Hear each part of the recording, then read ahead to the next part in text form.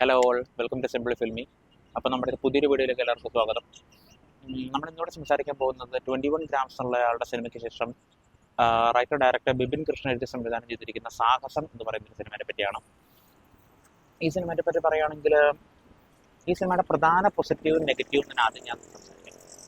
പ്രധാന പോസിറ്റീവായിട്ട് എനിക്ക് ഫീൽ ചെയ്തത് ബിപിൻ അശോകൻ്റെ മ്യൂസിക്, ആൽബിയുടെ സിനിമാറ്റോഗ്രഫി ആൻഡ് കിരൺ ദാസിൻ്റെ എഡിറ്റിംഗ്, അത് മൂന്നും അടിപൊളിയായിരുന്നു. എന്ന് പറഞ്ഞാൽ ഒരു പടത്തിൻ്റെ ഒരു മേജർ പോർഷനും ഒരു ഓക്കെ രീതിയിലാണ് പോകുന്നതെങ്കിലും ക്ലൈമാക്സ് ഏരിയകളിലേക്ക് വരുമ്പോൾ ഒരു ഷൂട്ട് ഔട്ടും കാര്യങ്ങളൊക്കെ ഉണ്ട്. ആ സമയങ്ങളിലെല്ലാം സിനിമാറ്റോഗ്രഫിയും എഡിറ്റിങ്ങും എല്ലാം പീക്ക് ചെയ്യുന്നുണ്ട്.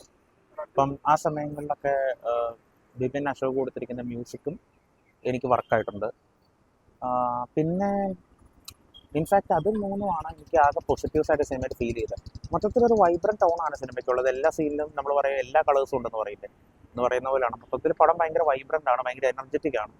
അത് ആ ഒരു മൊത്തത്തിൽ ആ ഒരു പേസ് പിടിച്ച് തന്നെയാണ് സിനിമ പോകുന്നത്. അതിൽ ആണ് ഞാൻ പറഞ്ഞത് കിരൺ ദാസിൻ്റെ എഡിറ്റിംഗ് നല്ലപോലെ വർക്ക് ചെയ്തിട്ടുണ്ട്. പിന്നെ സിനിമാറ്റോഗ്രഫി കൊള്ളായിരുന്നു, എല്ലാ ഫ്രെയിമും ഭയങ്കര റിച്ച് ആയിരുന്നു.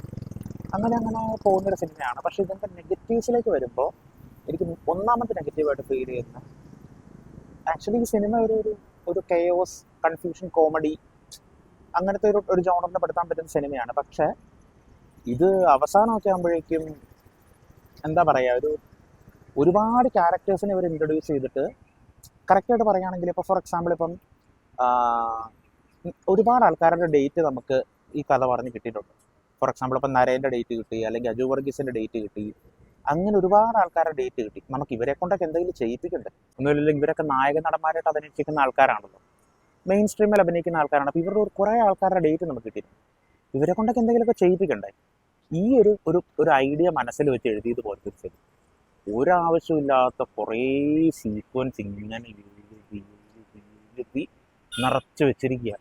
ഇതുകൊണ്ട് സിനിമയ്ക്ക് എന്തെങ്കിലും ഗുണമുണ്ടോ എന്ന് ചോദിച്ചാൽ എനിക്ക് തോന്നിയിട്ടില്ല. സിനിമ കണ്ടിടത്തോളം അജു വർഗീസിൻ്റെ ക്യാരക്ടർ എന്തിനായിരുന്നു എന്ന് പോലും എനിക്ക് മനസ്സിലായില്ല. വെറുതെ ഒരു ക്യാരക്ടർ എന്ന് എഴുതി വെച്ചിരിക്കുക. അങ്ങനെ കുറേ ക്യാരക്ടേഴ്സ് ഉണ്ട്. എടുത്തു പറയാനാണെങ്കിൽ നരയനുണ്ട്, റംസാനാണ് പ്രധാന കഥാപാത്രം ചെയ്തിരിക്കുന്നത്. റംസാൻ അത്യാവശ്യം നല്ലപോലെ തന്നെ ചെയ്തിട്ടാണ് എനിക്ക് ഫീൽ ചെയ്തത്. എനിക്ക് ആ മച്ചാൻ്റെ റൈഫിൾ ക്ലബിലാണെങ്കിലും മച്ചാൻ്റെ പെർഫോമൻസ് എനിക്ക് അത്യാവശ്യം ഇഷ്ടപ്പെട്ടായിരുന്നു. ഒരു ഹീറോ മെറ്റീരിയൽ ആണെന്ന് തോന്നിയിട്ടുണ്ട്. റംസാൻ്റെ പെർഫോമൻസ് നല്ലതായിരുന്നു. പിന്നെ ഗൗരി കിഷനാണ് നായിക, സേറ എന്ന് പറയുന്ന നായിക കഥാപാത്രം ചെയ്തിരിക്കുന്നത്. പിന്നെ പറയാനാണെങ്കിൽ ബൈജു സന്തോഷ് ഉണ്ട്. പിന്നെ നമ്മുടെ ഇൻഫ്ലുവൻസർ ആയിട്ടുള്ള വീഡിയോസ് ഇൻസ്റ്റാഗ്രാമിൽ വീഡിയോസ് ഒക്കെ ചെയ്തുകൊണ്ടിരിക്കുന്ന കാർത്തിക് എന്നുണ്ടല്ലോ, ചെയ്ത് സ്റ്റാൻഡപ്പ് ഒക്കെ ചെയ്യുന്നത്, ആ കക്ഷിയുണ്ട്. പിന്നെ ഇവരുടെ കൂട്ടത്തിൽ ഭഗത് മാനുവലുണ്ട്. പിന്നെ പറയാനാണെങ്കിൽ നായകന്റെ കൂട്ടത്തിൽ, അതായത് റംസാന്റെ ടീമായിട്ട് ശബരീഷ് വർമ്മയുണ്ട്. അതെല്ലാ ടീമിലും ഒരു കോഴി ക്യാരക്ടർ പതിവാണല്ലോ. ഈ സിനിമയിലെ ക്യാരക്ടർ ശബരീഷ് നല്ല വൃത്തിയായിട്ട് ചെയ്തിട്ടുണ്ട്, കുഴപ്പമില്ല. പിന്നെ ആളുടെ ഗാങ്ങിൽ വേറൊരു കക്ഷനുണ്ട്, പപ്പൻ എന്ന് പേര് വിളിക്കുന്ന ആളുടെ പേര് എനിക്ക് കൃത്യമായിട്ട് അറിയത്തില്ല. പക്ഷെ ആ മച്ചാൻ അടിപൊളിയായിരുന്നു. മൊത്തത്തിൽ എല്ലാവരും പെർഫോമൻസ് ആയിട്ട് എല്ലാവരും ഓക്കെ ആയിരുന്നു. പിന്നെ ബാബു ആന്റണി ഉണ്ട്. ഒരിക്കൽ പറയുകയാണെങ്കിൽ കുറേ പേരുണ്ട്, കുറേ ആൾക്കാരുണ്ട്.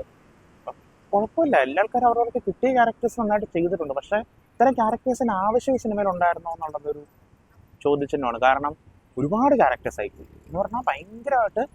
നമ്മുടെ പ്രിയദർശനൊക്കെ വെട്ടത്തിലൊക്കെ ട്രൈ ചെയ്തിട്ടുള്ളൊരു കാര്യമുണ്ടല്ലോ, അതായത് കുറേ പാരലായിട്ട് കുറേ ട്രാക്കുകൾ ഇങ്ങനെ റൺ ചെയ്തുകൊണ്ടിരിക്കും. എന്നിട്ട് ക്ലൈമാക്സിൽ എത്തുമ്പോൾ ഇവരെല്ലാവരും മീറ്റ് ചെയ്യുന്നൊരു പോയിന്റിൽ ഈ കൂട്ടയോട്ടവും കൂട്ടവെടിയും പരിപാടിയൊക്കെ ആയിട്ട് പോകുന്നൊരു ടൈപ്പ് ഓഫ് ക്ലൈമാക്സ് ഉണ്ട്. നമ്മൾ പ്രിയദർശൻ സിനിമകൾ കണ്ട് ശീലിച്ചിട്ടുള്ളതാണ്. പക്ഷേ ഈ സിനിമയൊക്കെ കാണുമ്പോഴാണ് ആളുടെയൊക്കെ റേഞ്ച് മനസ്സിലാവുന്നത്. കാരണം അത് പാരലലി അത്രയും സ്റ്റോറീസ് സൈമൾട്ടേനിയസ്ലി ഇങ്ങനെ പൊക്കോണ്ടിരിക്കുകയാണ്. നമുക്ക് എല്ലാം എൻ്റർടൈനിങ് ആണ്, എല്ലാവരുമായിട്ട് കണക്ട് ചെയ്യാൻ പറ്റുന്നുണ്ട്. എന്നാൽ ഒരു സീനിൽ പോലും ഒന്നും നമുക്ക് ബോറിംഗ് ആയിട്ട് വരുന്നുമില്ല. പക്ഷേ ഈ സിനിമയിലേക്ക് വരുമ്പോൾ അങ്ങനെയല്ല. പല സീനുകളിലും പല ക്യാരക്ടേഴ്സിനും ഒരു കൺക്ലൂഷൻ ഇല്ല. അങ്ങനെ പോകുന്നൊരു സിനിമ എന്ന് വെച്ചാൽ ഒരു റീല് കാണുന്ന പോലെയാണ്. നമ്മളിങ്ങനെ സ്ക്രോൾ ചെയ്തുകൊണ്ടിരിക്കുമ്പോൾ പലതരം കോണ്ടെക്സ്റ്റിലുള്ള റീലുകൾ വരുന്നുണ്ട്. നമ്മളെല്ലാം കാണുന്നുണ്ട്. പക്ഷെ മുന്നേ കണ്ട റീലുമായിട്ട് ഒരു ബന്ധമില്ലാത്ത റീലായിരിക്കും ചിലപ്പോൾ അടുത്ത് വരുന്നത്. എന്ന് പറയുന്ന പോലെ കുറേ ഇവൻറ്റ്സ് ഇങ്ങനെ നടക്കുന്നുണ്ട്. അങ്ങനത്തെ ഒരു സിനിമ മൊത്തത്തിൽ എനിക്ക് വർക്കായെന്ന് വെച്ചാൽ എനിക്കൊരു 50-50 ആയിരുന്നു. കാരണം ഇപ്പോൾ ചില സീനുകളിലൊക്കെ ഈ ഒരുപാട് സീനുകൾ ഇങ്ങനെ നടന്നു പോകുകയാണെങ്കിൽ ഇതിൽ ചില സീനുകൾക്ക് എൻ്റർടൈൻമെൻറ്റിലുള്ള വകയുണ്ടായിരുന്നു, ചില സീനുകൾ ആക്ച്വലി കൊള്ളായിരുന്നു, ചിരിക്കുള്ള വകയുണ്ടായിരുന്നു. ചില സീനുകൾ ഞാൻ ആക്ച്വലി ചിരിച്ചിട്ടുണ്ട്. എനിക്ക് തോന്നുന്ന കുറച്ചും കൂടെ പിള്ളേർക്ക് സിനിമ കണക്റ്റ് ആവുമെന്ന് തോന്നുന്നു. കാരണം കുറേ കുട്ടികൾ തിയേറ്ററിലിരുന്ന് ചിരിക്കുന്നുണ്ടായിരുന്നു.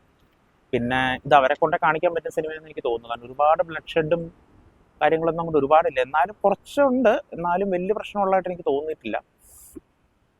അങ്ങനെ ഒരു സിനിമ. പിന്നെ ഇതിൻ്റെ ഒരു നെഗറ്റീവായിട്ട് ഞാൻ പറഞ്ഞ പോലെ എനിക്ക് മെയിനായിട്ട് ഫീൽ ചെയ്ത് ഈ സിനിമയുടെ ലെങ്ത്ത് ഭയങ്കരമാണ്. കുറച്ചും കൂടെ ഒന്ന് കട്ട് ചെയ്ത് ക്രിസ്പാക്കി, കുറച്ച് ആവശ്യമില്ലാത്ത സീനുകൾ കുറേ എണ്ണം ഉണ്ട്, അതെല്ലാം ഒന്നും എടുത്ത് കളഞ്ഞിരുന്നെങ്കിൽ ഇത് കുറച്ചും കൂടെ ഒന്ന് എൻഗേജിങ് ആയാണ്. ഫസ്റ്റ് ഹാഫ് എനിക്ക് അത്യാവശ്യം ലാഗ് എടുക്കുന്നുണ്ടായിരുന്നു, പക്ഷേ സെക്കൻഡ് ഹാഫിലേക്ക് വന്നപ്പം ആ ഒരു പേസിങ് പിടിച്ച് അത്യാവശ്യം കുഴപ്പമില്ലാണ്ട് പോയി. ക്ലൈമാക്സ് ഒക്കെ വരുമ്പോൾ പടം പിന്നെ കുറച്ചും കൂടെ എൻഗേജിങ് ആവുന്നുണ്ട്. ഒരു ത്രില്ലർ എന്ന് പറഞ്ഞിട്ട് കുഴപ്പമില്ല, ഒരു ത്രില്ലർ എന്ന് തന്നെ പറയാം. ആ ഒരു രീതിയിലേക്ക് സിനിമയുടെ ട്രാക്ക് മാറുന്നുണ്ട്. ആ സമയത്ത് ആക്ച്വലി സിനിമ കുറച്ചും കൂടെ എൻഗേജിങ് ആണ്, രസമായിരുന്നു മൊത്തത്തിൽ. എന്നാലും ഓവറോൾ നമ്മൾ എടുത്ത് നോക്കുന്ന സമയത്തൊരു എനിക്കൊരു ഓക്കെ എൻ്റർടൈനർ ആയിട്ടാണ് ഫീൽ ചെയ്യുന്നത്. ഇനി പറഞ്ഞത് എൻ്റെ പേഴ്സണലായിട്ടുള്ള എൻ്റെ മാത്രം അഭിപ്രായമാണ്. സിനിമ ഓരോരുത്തർക്കും ഓരോ രീതിയിലായിരിക്കും.